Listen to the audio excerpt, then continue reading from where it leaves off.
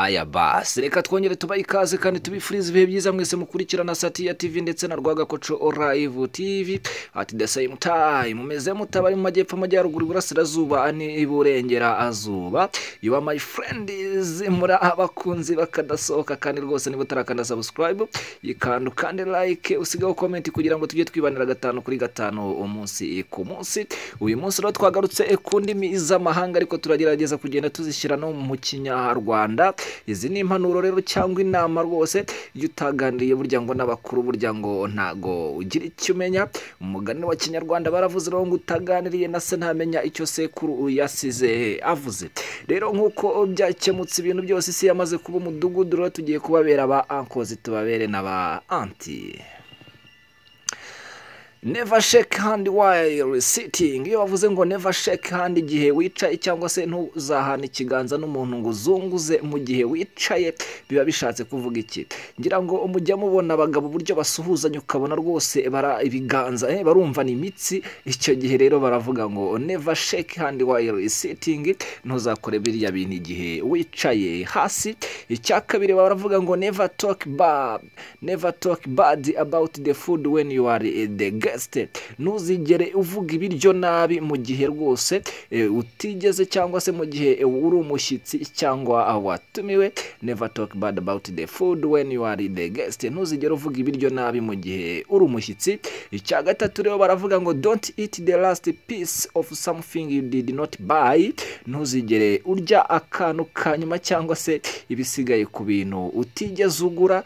Tuvuga ujyanye n'umuntu wenda muri gusangira muri restaurant yakuguriye ibiryo, ntuzigere ukoze ifurusheti ku isahane bwa nyuma mu gihe atari we wagize gute, mu gihe atari wowe waguze ibyo biryo. Icya kane baravuga ngo protect who is behind you and respect who is beside you. Uzarinda abantu ubari inyuma yawe cyangwa se abari inyuma yawe kandi uzubaha abakuri hafi cyangwa se abagukikije. Never make the first offer in negotiation. Mu gihe wumvikana n'umuntu ntuzafata iya mbere mu kuba ari wowe uzana igitekerezo cyo kumvikana. Don't take credit for the work you did not do. Ntuzigere kandi ufata umwenda ku kazi utari bukore. Icya karindwi baravuga ngo dress well no matter what the occasion. Ambara neza igihe cyose bigushobokeye. Icya munani bakavuga ngo speak honestly, say what you think and mean what you say. Uzaba umunyakuri, uvuga ibyo utekereza kandi usobanure ibyo ukora cyangwa se ugaragare mu byo uvuga.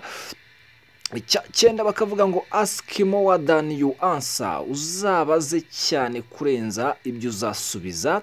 Icya cumi rero bakavuga ngo avoid placing your phone on the table when eating with someone. Ntuzigere ufata telefone ngo uyirambike ku meza mu gihe uri gusangira n'abandi.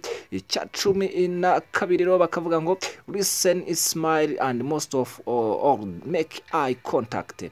Umva mwenyura ariko buri gihe ujye ureba mu maso umuntu muri kuganira. Bavuze ngo make eye contact, kwa kundi ngira ngo bikunze gukorwa n'abanyamahanga igihe muri kuganira n'umunyamahanga. Uzabyitegereze abakureba mu mboni z'ijisho, abakureba burya ngo kureba umuntu mu maso hari byinshi bishobora gusobanura mu byo atabashije kuvuga. Never be ashamed of where you came from. Ntuzaterwe isoni kandi naho ukomoka cyangwa se naho waturutse. Icyanyuma bakavuga ngo don't beg for a relationship.